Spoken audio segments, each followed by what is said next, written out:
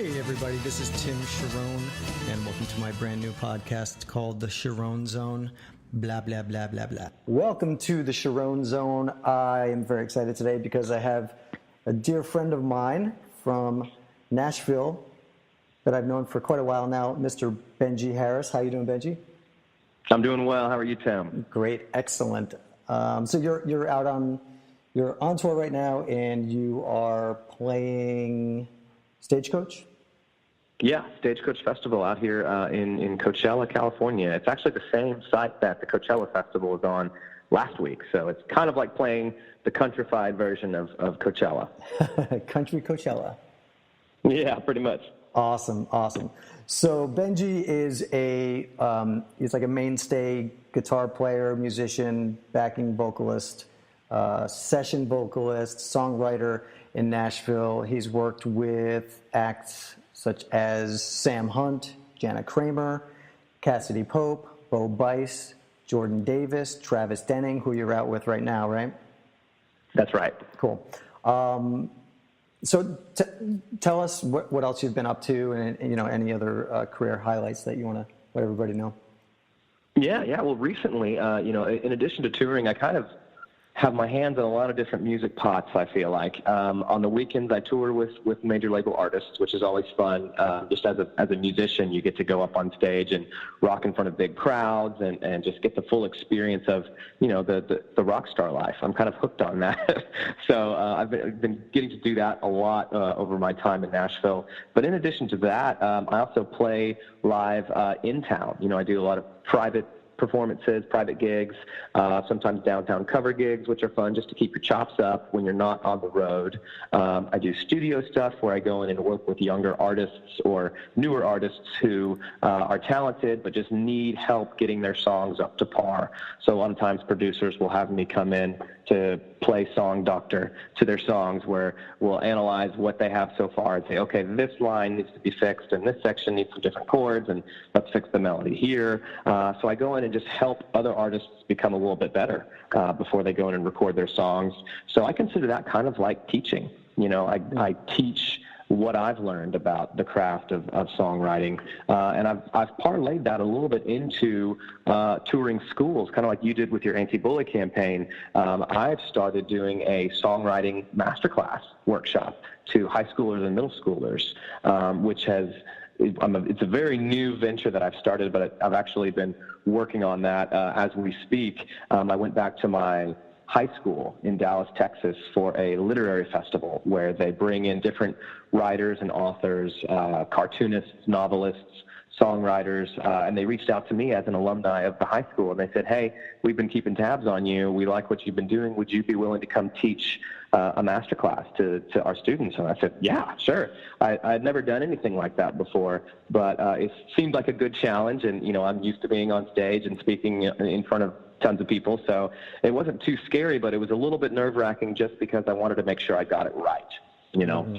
So I went back to my high school and just put together the most ballin' 45-minute masterclass I could think of, just to regurgitate 20 years of experience and information and tricks and tips that I've learned about finding yourself as an artist and how you channel your own artistic journey into a lane, which in my specialty is writing songs. So it went off incredibly well. I was the best reviewed presenter of the entire literary festival. Wow. And so it turned out to be something, wow, this is really something that could be a fun next chapter for me, is going and inspiring the next generation of artists and potential songwriters. So it's been really cool to me to be that. I'm in my mid-30s now, and I remember when I was a kid at that high school, they had a songwriter that was an alumni of the high school who was a songwriter and was making his living doing it. And I remember being 14 and hearing this guy talk and being like, wow, this guy's doing it. I could do that. And it inspired me. And so if I get to be that guy now and inspire a high schooler or a middle schooler to just even start getting the gears turning about, hey, I could be a songwriter. I could change the world with something that came out of my brain. That's kind of my version of trying to give back to the next generation and make sure that we have good songs in the next 30 years. That's amazing. And it's been great. Isn't it? To me, it's the most satisfying thing to work with students because exactly what you said. I think, and I always say this when I go to the schools, oh man, number one, I wish, because I do anti-bullying, I wish we had someone come in and speak about bullying because I was bullied. So at the time, I would have not felt so alone. But just to go in and perform and speak, do some public speaking to students, it's just, I wish that I had that when I was in school, like you had the songwriter come in. So that's amazing. It's just such a win-win when you do that kind of thing. I didn't think it was going to be as powerful as it is. So I'm really glad that you're doing that. That's so cool. Yeah, it's been really satisfying just to know that you're making some sort of impact on the students, and not all of them. Some of them have no desire to be in the arts or in songwriting, but you can really see it on the faces of the kids that are, light bulbs are going off as you're talking, and I feel like I've learned enough now to where I can start giving some of that knowledge and just give these kids a leg up, because I didn't get a leg up. I just kind of had to figure it out on my own through trial and error. Mm-hmm. And, it's fun to give them a little bit of a shortcut to say, hey, don't do this, do this. Yeah. And when I started writing songs in my rock band in my basement when I was 14, I had no idea I didn't know that being a songwriter was a thing. Yeah. I didn't understand that. So right. That's amazing that you go and do that. What I'd really, like to talk about is, because a lot of people that listen to this would love to be doing what you're doing, Uh-huh. Basically being a touring with national acts out of Nashville or out of anywhere. So, if we could just talk about that a little bit, like how, basically, if someone were to ask you, hey, I want to be a bass player on tours with national artists, what kind of advice would you give them? Right. I think the first thing is, of course, you have to move here. It's you can't get on board with a touring camp without being in the same city. So the first thing, that's half the battle, is just getting here.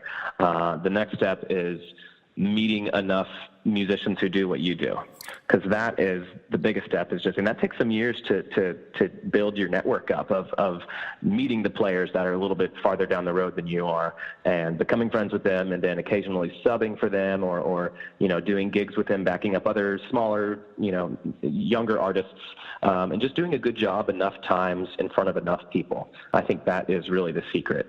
And then before you know it, if you hang in there long enough and put out enough feelers to these people that are a little bit farther down the line, eventually, you're going to get your shot to say, hey, so-and-so is leaving this artist to go to this artist, and the guitar spot is open up, and you did such a great job with this person. We thought you might be right to jump on board with this artist who has this record deal, and they have this single out, and would you be interested?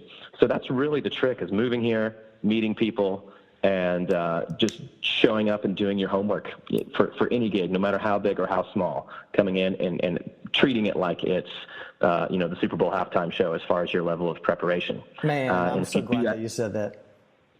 Yeah, if you do that enough times in front of enough people, you will get your shot. All right, the phone will ring at some point. I'm going to say that again because, I hire and fire a lot of musicians because I use different lineups throughout the country. So, and I'm always trying to, get the point across that I've heard so many stories from people like you and, other successful musicians that tour with big artists like you do, that you absolutely have to be over-prepared for every opportunity that you're taking, whether you're playing at the corner pub, you need to be over prepared like it is the Super Bowl halftime.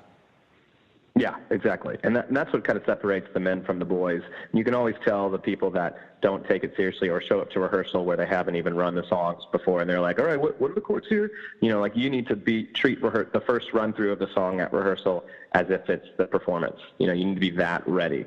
And if you show up like that every time, that's where you start building your reputation of okay, he'll come in and kill it. Something like, you know, you want to be at a level where you could show up with no rehearsal. You know, if you have like a live recording of the show, you know, that was my first show with Jana Kramer. You know, we didn't rehearse. I just got sent an hour and a half board tape of the show. And, wow. You know, where the band leader was like, all right, the guitar in your left ear, that's you. Do all that and learn all these background vocals and then go up there and play the show. Yep. So that was kind of, you know, it's either a sink or swim situation. You either rock it or you blow it. Yeah. And if you blow it, you're not going to get called back. So and what kind of gig was that? It was a theater show at the Georgia Theater in Athens. And I remember it was a crazy moment because that was my first major label gig. And there's a moment in the set where the whole band leaves, and it's just me, and it was just me and Jana Kramer up there. You know, I was on acoustic and she was doing her thing, and I had met her that morning, and we certainly had not run this song before ever. And here we are in front of, you know, 2,500 or 3,000 people, and she just looks at me. She's like, okay. And I just started it, and she just, you know, because of you know, the expectation in Nashville that you just better be prepared or you could really embarrass yourself or embarrass the artist. You know, we just played this little acoustic set in the middle of the show with no rehearsal, and I just played it exactly like the board tape had it, and it went off without a hitch. So those are the moments you have to be ready for. Of like, you might get thrown into a situation where you're up there in front of thousands of people with this country star, and they are putting their faith and trust in you to not embarrass them. You know, like, I could have really blown it for her, but I didn't. Yeah, that's a perfect story and a perfect example of exactly the expectations that you're going to have placed on you if like you said, that the separates the men from the boys. Because if this is what you really want to do, then you really have to do what you just said and be completely prepared when you go into these high pressure situations. Yeah, and that, you got it right. It is high pressure, and you have to be able to not buckle under the pressure and just be confident in your own abilities that, you know, I got this. Sure, let's go do it. And even if you are 5% unsure, you have to just smile through it and pretend, and don't show it. Just don't show it on your face. That's another thing, is being confident. A lot of, you know, fake it till you make it kind of stuff, you know. So that was definitely one of those moments that I'll never forget of, wow, I'm either going to blow it or rock it. And luckily I killed it. So all was well, and I kept my job. That's amazing. I mean, and I know that you were with her for quite a while, and that obviously led to a lot of other great opportunities. So it did. Yeah. That's kind of, you know, from what I've experienced and from what other, you know, players have told me, is that once you're in the little circle of musicians that play for the major label artists, you're in, you know, because you meet all the other band guys when you're on the road, you know, because oftentimes it's festivals or it's tours where there's 4 or 5 acts on the bill, and so all the band guys are hanging out backstage, and so you get to meet all those guys, and, you know, it's a pretty small little club, and so once you're in, you know, and so that first call for me, getting on with Jana Kramer, that opened up all the doors to everything else, and so that's what I've been doing past 4 years and counting. That's phenomenal. What I was going to say is, because it's all about trust, you know, speaking from someone who hires people, I need people that I can trust, and you need to show that you're trustworthy, that you're going to show up over prepared, and you're going to be able to nail it. And then once they know that they can trust you, then it's kind of like, you know, the golden ticket. You're approved. You know, you're approved because you're trustworthy. Right.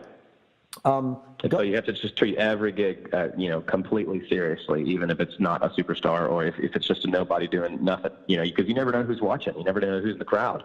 You know, especially in Nashville, you could be playing a tiny little spot where there's 15 people, but 5 of those people could be, you know, managers for other artists who are looking for someone exactly like you. And so if you're up there just crushing it, you know, they'll come approach you after the show and say, hey, I need someone like you. Are you interested in this? And that's just how it's done. Absolutely. So to just kind of reverse engineer this, so for people that are, you know, want to be like I said, like a touring drummer or guitar player, when you moved to Nashville, I think we moved there close to the same time, because I remember that you were one of the first people that I met when I moved there, although I didn't actually meet you, but we talked and you booked me at Legends. That's right. That's Legends Steakhouse. Oh, the steakhouse gig. Man. Oh, man. I remember those days. Yeah. So my question is, for people who say for people who want to move to a place like Nashville, did you play on Broadway? Did you play like a bunch of, you know, what did you do when you first got there to kind of like get your name around? Yeah. Well, when I first got there, I had saved up a little bit of money, you know, maybe 2 or 3 months worth of rent, just because I knew when I got there, I was going to have no income for a minute. So I recommend anybody moving there just to save up a little nest egg just to get you through the first few months while you begin your hustle. And then it's all about just going out every night and going to writers' rounds and meeting other artists and meeting other songwriters and starting to get your name out there that way. But for me, when I first got to town, you know, I had to make some money. So I took a little temp job as a mailroom guy in an office in Franklin. And it was literally like the movies. I was pushing a metal basket full of letters through an ocean of cubicles, just passing out mail.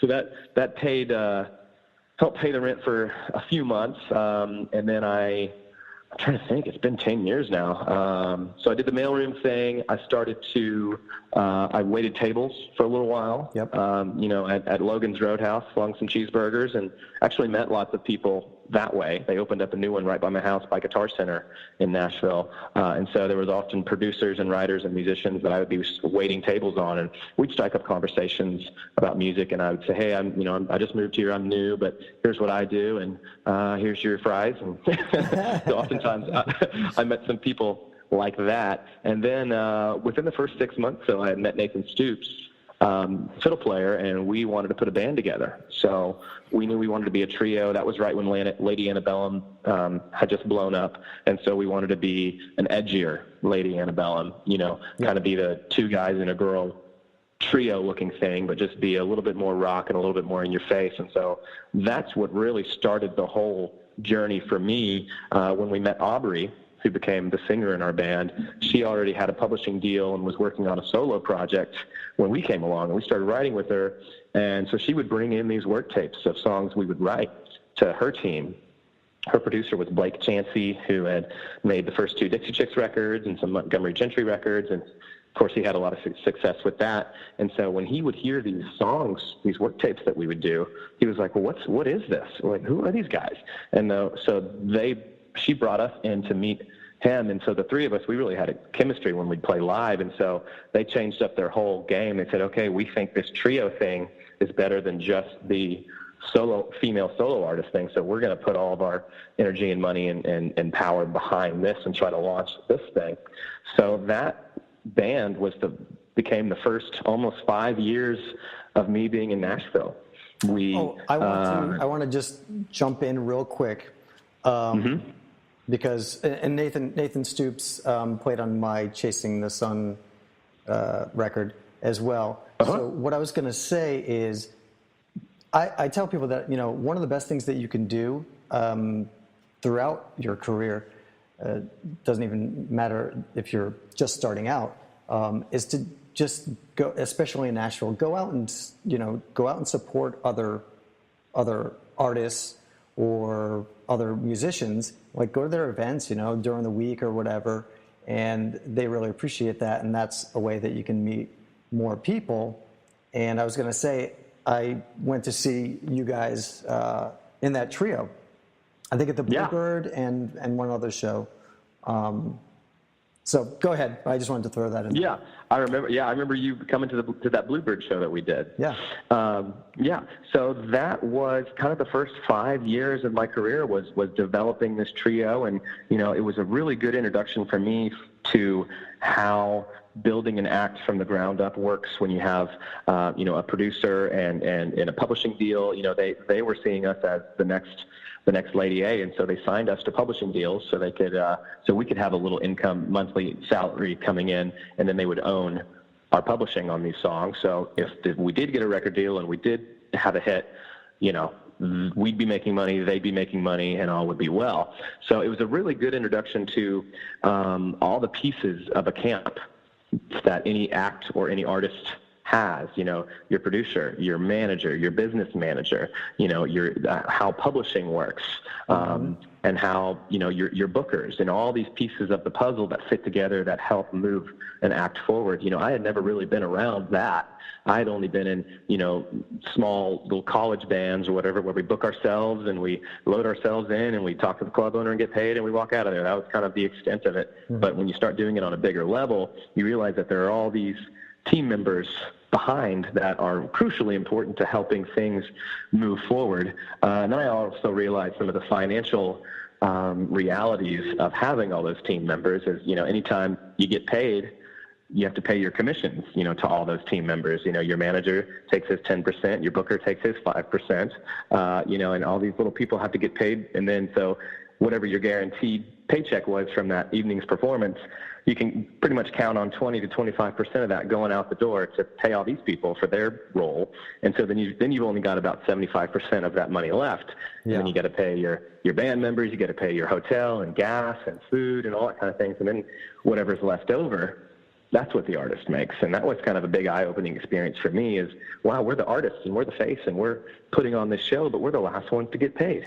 Yeah. That's weird, but that's kind of how it works.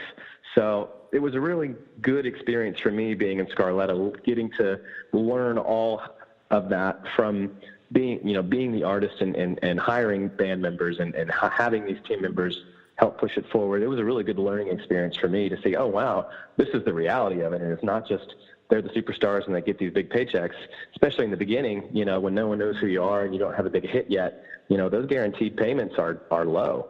And oftentimes, I remember going out when we first began touring, we'd go out and do 3 nights in a row or 3 shows in a row, different cities. And after we paid everybody, there was nothing left. So I went and poured my heart and soul out on stage 3 nights in a row and came back with nothing. Yeah, and I was like, wow, this is tough. Welcome to my career. Yeah, the curse of the artist. So, that's kind of where I learned. It's like, wow, sometimes being the artist, the glory is great. And if you can get your guarantees high enough to where you can make money, then it's fantastic. But oftentimes when those show pays are low, sometimes you're the last guy to get paid. And that's what makes it tough being the artist. Yeah. I mean, I've done a lot of shows where, if it's a great opportunity for me, especially when I was, just starting to get good opportunities to play big shows, opening for national acts and stuff, and a lot of them paid barely anything. So I was always $500 or something crazy. So I'd pay my band, and then I'd have to, of course, take money out of my pocket and to even sometimes just to pay the band. And then, try to make up some money on merch, but, I'd go and play solo gigs on the side just to pay for me to be able to play these bigger gigs to get that on my resume, and those big gigs, of course, move you forward. But yeah, it's like any business, really, Yeah, it could be really frustrating. Yeah. So that's after Scarletta ended, we had been down the road for about 5 years, and we just weren't any farther than when we had started. We were still playing a lot of shows that didn't mean anything, and we'd be playing a club or like a Wild Wing Cafe kind of bar where we're in the corner putting on a full band rock show performance, and most of the people have their backs to us watching a hockey game on TV. And it's like, what are we doing? Yeah. So that just became, after doing that for several years, I just said, I just can't do this anymore like this. You know, I feel like I've just got a lot more to offer than playing these chicken clubs where they're watching hockey and not watching us. So that's when I decided to leave the band and just started putting the feelers back out there to all my musician friends who had not done the artist thing. They'd just been doing the musician thing. And so they were already playing for some of these label artists and, actually making money and, I was going to say, do me a favor, getting some of the glory. Do me a favor and kind of break down, so people understand. Basically, you just described the whole financial deal when you're the artist, Right. Everything kind of lies on you, and then what's left over at the end, if there's anything, that's what goes to you after everybody else is paid. But on the flip side, when you're doing what you're doing now, as a sideman, right? So, mm-hmm. You have a guarantee of what you're getting paid for. Like, how does that work in your case? You get whatever it is per show, and then usually you'll get a per diem. Just if you could just break that down for people. Yeah, exactly. So you don't usually throw numbers out, but just the idea. Sure. Yeah. So in general, when you're sign on to work for an artist, you typically agree to a show pay where every day where there's a performance, you get a certain rate, and that plus some cash per diem just to help pay for meals if things aren't catered. Some artists and some camps, will offer travel day pay where if you are traveling but not playing a show that day, but you're just in the air all day or in a van all day, sometimes they'll give you maybe a half of your show pay rate just to, they took a whole day from you, so they should give you something. So oftentimes there's that. Sometimes there's not. It just depends on the gig. And so just from a financial perspective, as a musician, it's nice knowing that you are, making money for your work, when you are playing for, somebody really, really big, like the headliners who are making, $500,000 a night or $750,000 a night, that's when the artist really makes the big bank, because they might only have to pay, their overhead might only be $20,000, $30,000 to pay their band and their buses and their crew and all that stuff. And then, so they get to bring home $700,000 for the day. That's when being the artist really, really financially starts to pay off. But in these early phases, oftentimes the musicians are the ones who are actually making some money on it. It's the music business, so the money's never great, but we do it because we love it. And if you can make some money in addition to it, that's always a good thing. So that's kind of the position that I'm in, is being a side guy, is traveling with these artists, earning my day rate for these show performances and a little bit of cash per diem. Sometimes when things are covered, you can just pocket that cash and, make a little cash stash as the year goes by. I have a little envelope in my house that I just stash extra per diem and tips if I'm doing an in-town gig. And it's fun to see at the end of the year how much cash you've just accumulated, That's how it works financially. Yeah. Perfect. Great. And I can vouch for you being a total rock star, because I was going to ask you, if you had any like holy crap moments, but you were nice enough to invite us to you were playing with Cassadee Pope, and it was Dustin Lynch and Chris Young. Chris Young, yeah. I remember that. Yeah, so that was it's very cool to see you playing those big stages, and I saw a video of you playing with Cassadee, and she has a single that Chris Young, that they did a duet, and then you would sing Chris Young's part, well, of course, when you were not with Chris Young, which was very cool. Yeah, those are definitely holy shit moments too. Like I got to sing, I basically got to duet with Cassadee Pope on a number one song while it was number one, which was crazy, and she was always really sweet, giving me, she would introduce me before every time we would play it, say, I don't have Chris Young with me, but I got Benji Harris. and people would scream. And so, you kind of get to feel for 3 minutes what it feels like to be that person doing that song. And so, that was definitely a holy shit moment. When we were on that Chris Young tour, it was all arenas. And so every night I would, when I was a kid, all I ever dreamed about was just getting to be backstage in an arena, and then have the lights go down and everyone freaks out because the show's about to start. And then some dude with a flashlight, shining the stairs so you can make your way up to the stage, and then you start. So that was it. Well, I remember being 13 and thinking, if I can just do that one time in my life, then like mission accomplished. Yes. And on that tour, I mean, I would do it 3 times a week for months and months, Yes.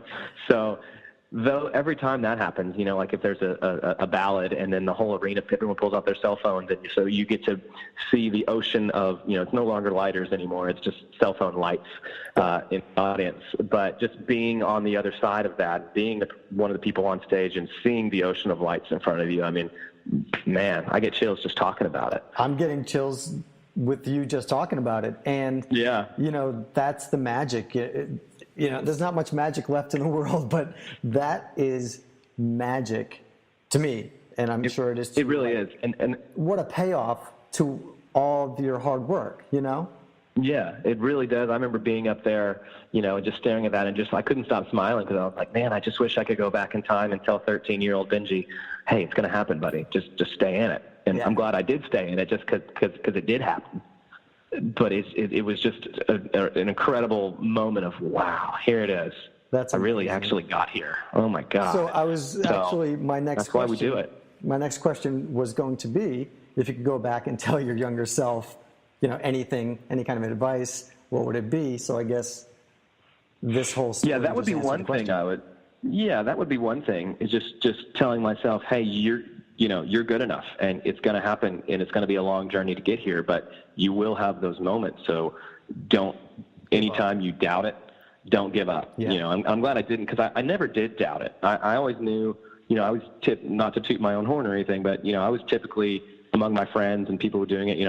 I could certainly keep up with everybody. And oftentimes as a player and a singer, I could sing better than a lot of my friends. I was like, okay, well, I've got some ammo in my arsenal here that will help me split from the pack. And then the songwriting thing developed over time. I wasn't very good at writing songs like in college, but the more I did it and the more I wrote with writers who were better than myself, you just start to, by osmosis, pick up tricks and pick up approaches, and just realize that, there is this creative force in the world, and if you trust it and if you open yourself up to it and just let it kind of come through you and just make stuff up and take the pressure off yourself. That's what I do in my workshops, is teach them, hey, there's no such thing as writer's block if you learn some of the skills and just realize, hey, we're just having fun. We're just making stuff up. It can be whatever we want it to be. So don't feel like you have to write this amazing song. Just write whatever song is in the room at that moment. I think learn that's to the open your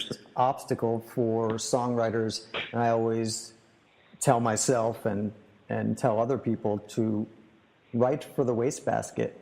Write because if you choose to have no one ever hear it, nobody's ever going to hear it. So that inner editor that we all have, you've got to shut that thing up and ignore it, and just write a bunch of songs that you are like, well, this is just going to be crap, but I'm going to write it.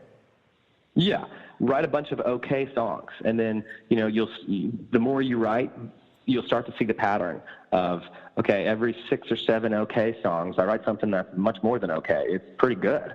And then you'll write 6 or 7 more just okay songs, and then maybe a much better one, and then a few bad ones, and then boom, here comes one that's like, holy crap, And it's a numbers game. It's like sales. It's like you just got to keep making those phone calls. We just got to keep sitting down and writing stuff.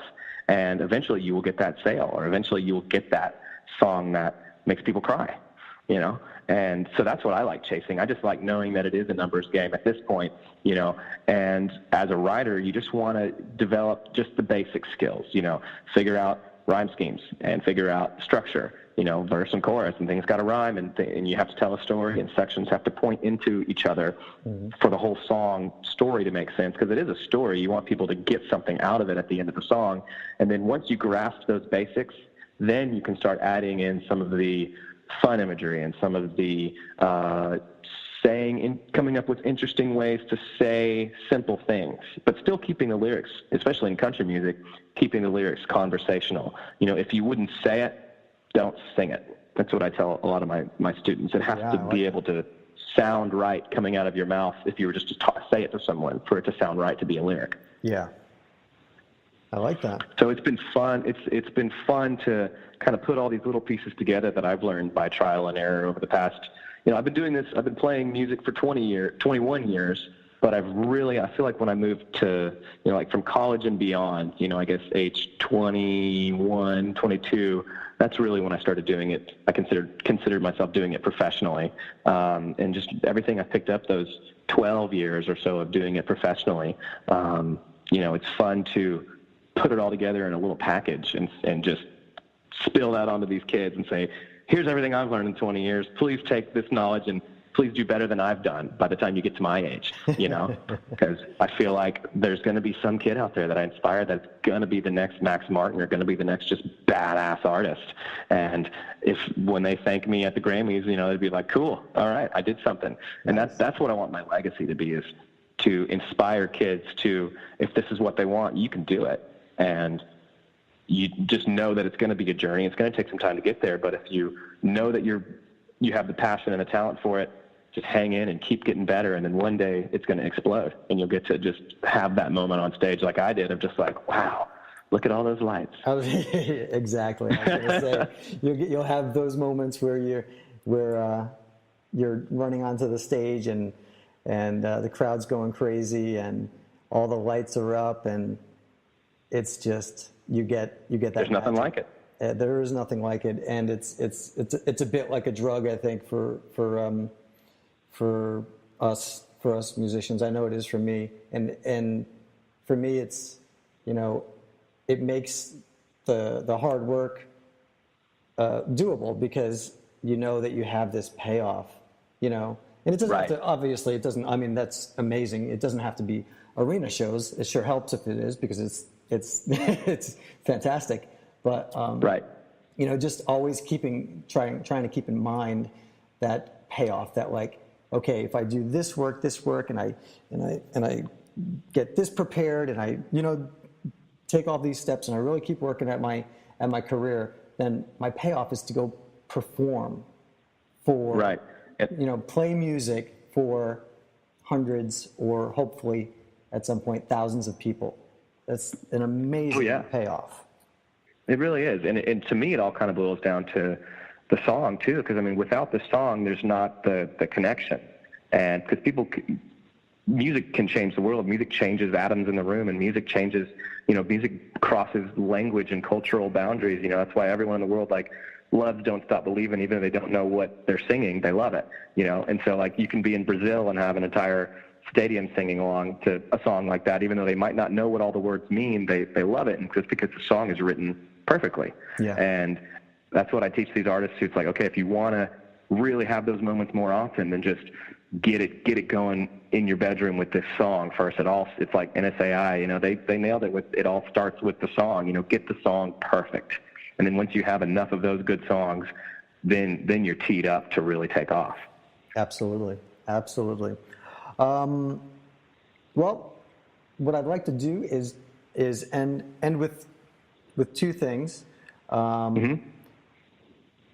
Basically, if you so you're in Nashville and you have someone who's right out of college, just like yourself, moves to town. Yeah. What would you tell them to do first? So they've moved to Nashville, of course. That's the first step. Mm-hmm. Then I would say go out every night to writers' rounds, shows, and start meeting songwriters and becoming friends with these people. And I think that's the biggest thing first, is sometimes people, when they're new to town, they want to jump right into business first. And it's like, well, yes and no. I mean, oftentimes you really want to be friends with these people first, establish real connections and real, just go hang and go have a beer and don't even talk about, your own careers or whatever. Just be friends with these people. And oftentimes, good friendships lead to business opportunities a year or two down the line. So if there's someone super talented that you go to the listening room and hear them do a song that just makes you cry and blows your mind, afterwards just say, hey, I love that song. Because artists love talking about themselves, and songwriters do as well. And, strike up a conversation open with that of like, that song's amazing. When did you write that? And then just go from there and, just start with a friendship first. And then do that enough times with enough people. And then, say, hey, man, I'm writing with so-and-so this day. Why don't you jump in with us?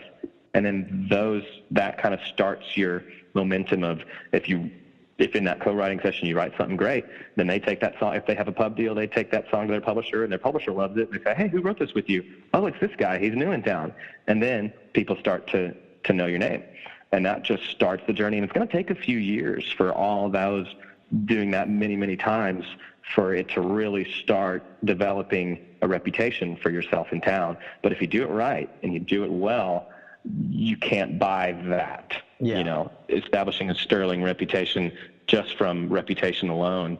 I mean, money doesn't buy that. No. And so I've been fortunate enough to someone told me that. My mentor, when I first moved to Nashville, I did a studio internship for 3 months, and he gave me the lowdown, just like I'm, doing this for your podcast, to the next people that are moving here. This is how you do it. Got to be in for the long haul, and you got to become friends with these people and do good work. And if you do it long enough and you're a good person, a nice person, you're not a dick, it's going to lead to something. Yeah. It really will. Rule number 1, don't be a dick.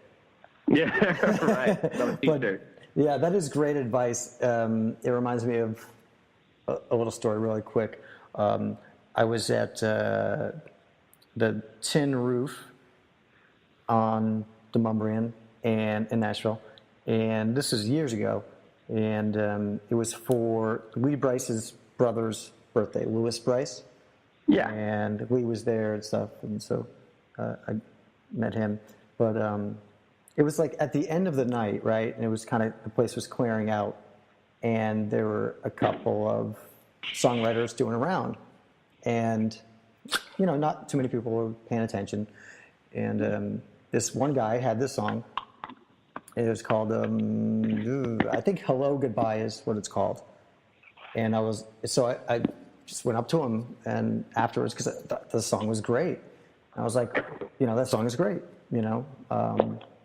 Nice to meet you, blah, blah, blah. And that was it. And it was Tyler Farr. Yeah. And before he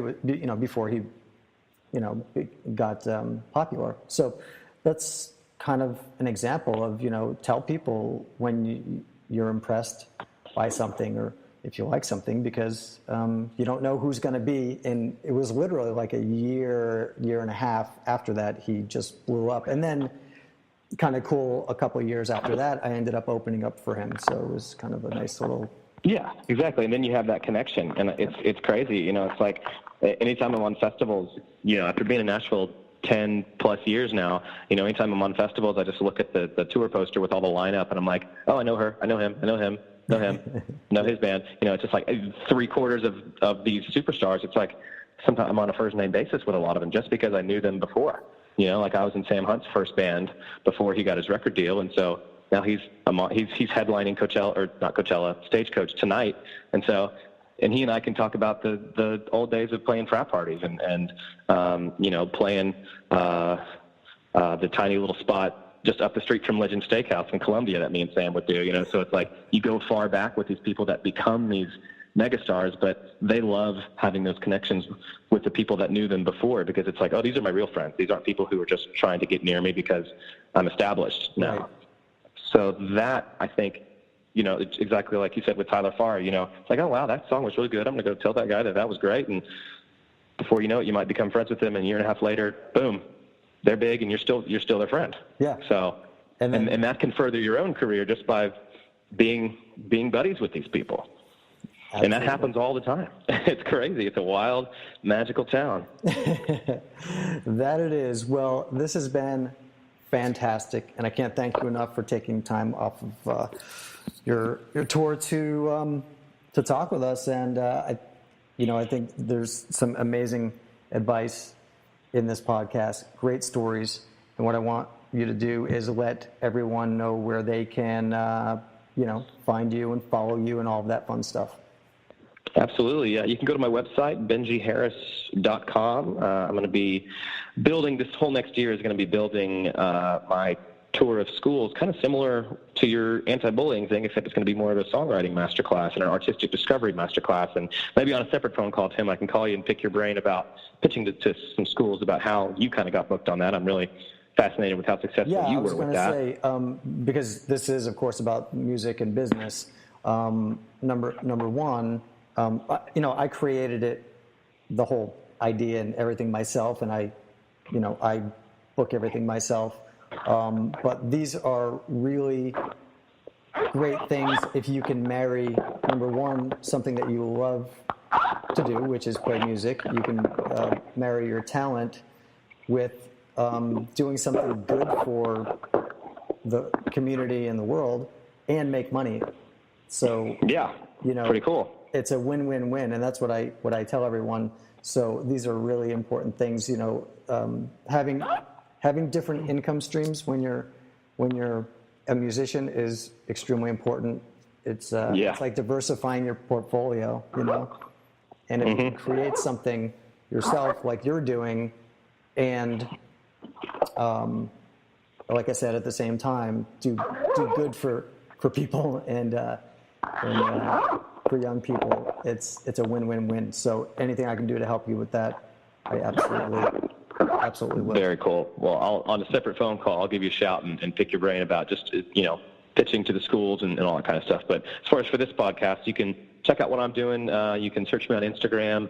Benji Harris Music is my public Instagram, and you can go to my website, benjiharris.com, to see all the things I've done and what I'm going to be up to. And, check me out. Send me a message. I'm also on Facebook as well, and love to talk to any of you guys about it. If you have any advice, if you need any advice about anything, moving to Nashville or ways to further your music career, I do career consultations. I actually do online Skype lessons as well. So I'm at your disposal. Hit me up.